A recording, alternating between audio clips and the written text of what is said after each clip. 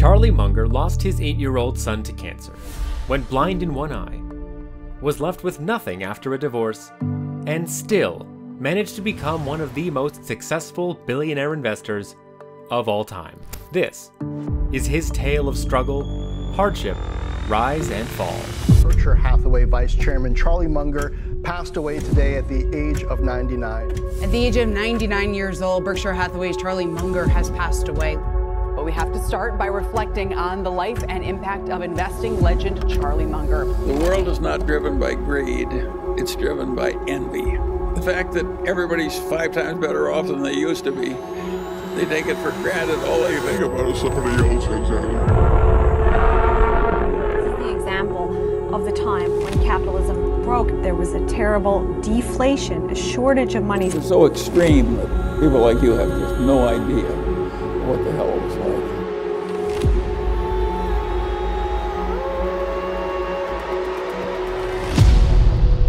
Chapter 1. Munger's arrival on the scene. Charles Thomas Munger entered the world on January 1st, 1921, in Omaha, Nebraska. His mother, Florence Tootie Russell, hailed from a prosperous family of intellectuals, while his father, Alfred Case Munger, practiced law. Raised in an environment that valued intellectual pursuits, Charlie exhibited early signs of being more than an ordinary individual. He was a prodigious learner. His mother, a fervent reader, imparted a passion for knowledge upon her son. Charlie's inclination towards books was evident from a young age, but his interests extended beyond reading.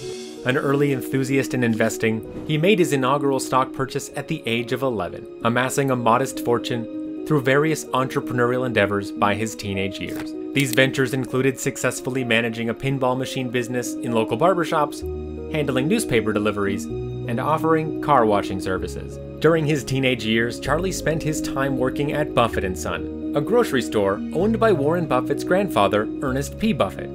Interestingly, both Charlie and Warren were associated with the same establishment, but they never crossed paths, as if destiny had other plans for their eventual meeting at a later time. Nonetheless, Charlie's love for stocks started growing at the age of 17. Eager to learn more and sharpen his math skills, he took a big step forward by being accepted into the University of Michigan's mathematics department. Soon after joining the University of Michigan for his undergraduate studies, the world saw the attack on Pearl Harbor. In response to the U.S. declaring war, Charlie left university and enlisted in the U.S. Army Air Corps in 1943. During this time, the division he had joined became part of the U.S. Air Force, and Charlie, now an officer, found himself stationed in Alaska. In the Army, Charlie learned a skill that would become really handy in his future goals. Not combat skills, but proficiency in card playing. This seemingly unrelated talent later found its application in his business approach. He used his card-playing analogy to explain this philosophy. What you have to learn is to fold early when the odds are against you. And if you have a big edge, back it heavily because you don't get a big edge often. Opportunity comes, but it doesn't come often, so seize it when it does. Charlie extended this card analogy to explain his investment strategy. He argued that treating company shares like baseball cards is a flawed strategy, as it requires predicting the behavior of often irrational and emotional human beings. During his Army training, Charlie crossed paths with Nancy Huggins, and it was love at first sight. Their relationship blossomed, leading to marriage shortly afterwards. The years unfolded slowly, marked by death, destruction, and the chaos of war. When the war finally concluded, a sense of relief swept in. But it also brought upon a pressing question for Charlie. What next? His response? Do something big. Chapter 2. Munger's tough times. War veteran, broken marriage, tragic loss. For the average person, the wise choice might have been to return to undergraduate studies and start a more conventional career. However, all great individuals embrace risk, and Charlie was no exception. He dared to defy conventional wisdom, choosing not to complete his studies and instead opting to enroll in an advanced graduate course at Caltech. Once sufficiently confident, he leveraged these graduate-level courses to gain entry into Harvard Law School, where he graduated magna cum laude in 1948. While in the military, Charlie had honed his card-playing skills.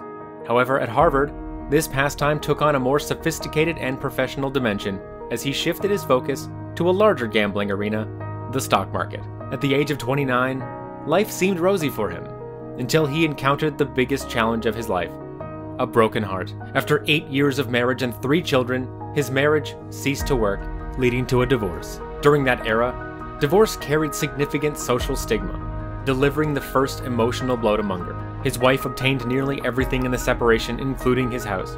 He found himself emotionally and financially shattered.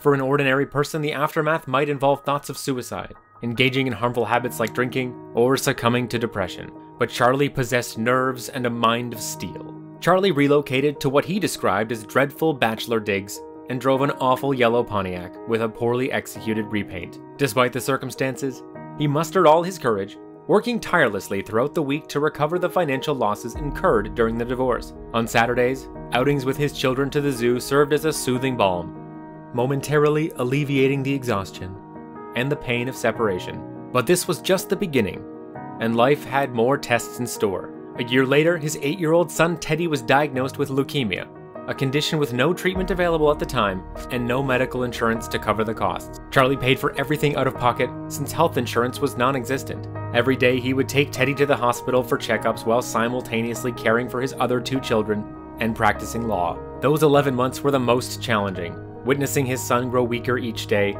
nearing his inevitable death. According to his friend Rick Urin, Charlie would visit the hospital when his son was in bed, slowly dying, hold him for a while, and then go out walking the streets of Pasadena crying. Teddy passed away at the tender age of 9, leaving Charlie heartbroken. It appeared that everything had come to an end, but Charlie remained unaware of what destiny had for his future. A future and a new life that would transform not only his financial situation, but also his emotional well-being. Chapter 3. The right hand meets the boss. As he started feeling better, Charlie began looking for a new wife. Soon he found Nancy Berry, who also had 2 children from a previous marriage, just like Charlie. The 6 of them became a happy family, and things started looking up. However, this happy time didn't last too long. Charlie heard about his father's unexpected death on July 1st, 1959. Charlie had to go back to Nebraska to support his family during those tough times, but fate had something else in store. While in Nebraska one afternoon, a friend of Charlie insisted that he meet a quirky guy who was also into investing. So, at a dinner in Omaha in 1959, Charlie's friend introduced him to Warren Buffett. Along with enjoying each other's jokes, the men learned they both worked for Buffett's grandfather at his grocery store as teenagers. Though the 2 worked at the same store, they never crossed paths, as Munger was 7 years Buffett's senior. But some common things between the 2 were enough to share contacts. The 2 instantly hit it off, and kept in touch through frequent phone calls and lengthy letters. According to Munger's biography, Poor Charlie's Almanac, The Wit and Wisdom of Charles T. Munger. In 2021, Warren Buffett told CNBC, "I knew after I met Charlie. After a few minutes in that restaurant, I knew that this guy's gonna be in my life forever. We were gonna have fun together, we were gonna make money together, we were gonna get ideas from each other. We were both gonna behave better than if we didn't know each other." After meeting at a diner in Omaha in 1959, Munger and Buffett stayed in touch over the years, as Buffett continued building his investment firm and Munger continued working as a real estate attorney. On Buffett's advice, Munger gave up on the practice in 1960 to concentrate on managing investments, including a partnership with the billionaire newspaper executive Franklin Otis Booth on real estate investment. Prior to joining Berkshire, Munger ran his own investment firm, which, as his friend Buffett pointed out in his 1984 essay, The Super Investors of Graham and Doddsville, generated compound annual returns of 19.8% between 1962 and 1975, far better than the 5% annual appreciation rate for the Dow during that time frame. In 1962, Buffett began to buy shares of Berkshire Hathaway. By 1965, he had taken control of the company as chair and CEO. But another tragedy was about to befall Charlie, affecting his ability to see and to understand financial stocks. At the age of 52, he developed cataracts, a cloudy area in the lens of his eyes. This demanded a surgery which did not go the way he had hoped. The unsuccessful surgery left him unable to see in one eye and led to complications similar to cancer. His blind eye throbbed with intense pain, making it difficult for him to stand up. Desperate to reduce the pain, he asked the doctor to remove his entire eye. Even after this tragedy, he remained determined to his goals. After sharing investment ideas and even investing in the same companies during the 1960s and 1970s, Munger eventually joined Buffett at Berkshire Hathaway, becoming his vice chairman in 1978. Munger played a key role in leading Berkshire over 5 decades. Despite his significant contributions, Munger preferred to remain in the background, allowing Buffett to be the face of Berkshire. He often played down his role in the company's remarkable success, but this success resulted in Munger amassing considerable wealth. with Forbes estimating his fortune at $2.6 billion.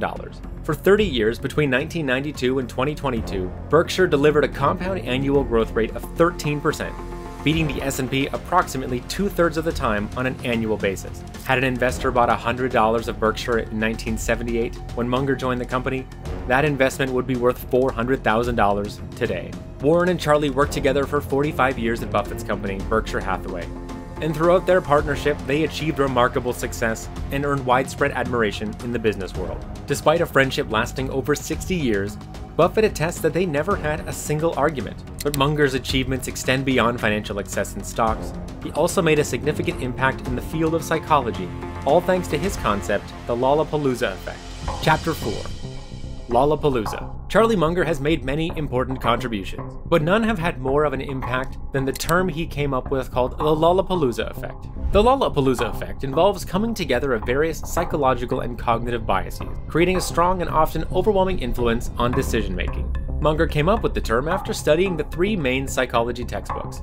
He noticed that famous psychological experiments, like Stanley Milgram's study on the authority bias, didn't take into account other biases at play. Munger concluded that psychologists were going about it the wrong way, and he could offer a better perspective. But psychologists struggled to conduct experiments involving multiple factors at once, deeming it too complex for publication. This oversight meant that they were neglecting a crucial aspect of their own profession. Over the years, Munger has provided real-world examples of Lollapalooza effect. A couple of instances shed light on the potency of the concept. In designing new beverages, he considers the combined effects as seen in the popularity of Coca-Cola. Munger advocates for combining various elements like food value and caffeine to achieve double the impact. Another example relates to the treatment of tuberculosis. Munger highlights that significant effects, or Lollapalooza effects, often arise from the combined use of multiple factors. Tuberculosis was effectively managed, at least for a considerable period, through the routine and combined use of 3 different drugs. These innovative ideas have established Munger as a pioneer in the field of investment philosophy, but his contributions extend beyond finance to philanthropy. Chapter 5. Philanthropy or controversy. Munger has been using his money wisely, with one significant area of expenditure being philanthropy. He's been a significant supporter of the University of Michigan.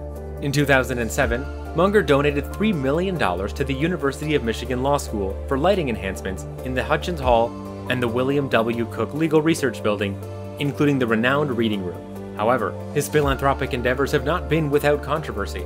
In 2021, Munger pledged financial support for a building under the condition that the school adheres to his architectural plans for the project, an 11-story, 4,536-bedroom dorm set to open on the picturesque campus in the fall of 2025. The entire project was expected to cost around $1.4 billion. However, a complication arose when an architect consulting on Munger Hall resigned in protest, stating that the fundamental concept of Munger Hall as a student residence was unsustainable. He criticized Munger's idea of housing students in a building where most bedrooms lacked windows or access to fresh air, neglecting the documented beliefs of natural light, fresh air, and views of nature. The building, as envisioned by a single donor, was seen as a social and psychological experiment with unknown impacts on the lives and personal developments of the university's undergraduates. Despite this criticism, Munger remained steadfast in his vision.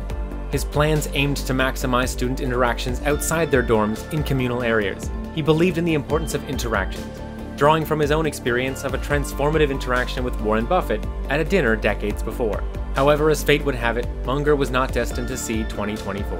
On November 28, 2023, Charlie Munger passed away in Santa Barbara, California. Charlie's life journey is a story of enduring challenges, creative thinking, and significant contribution.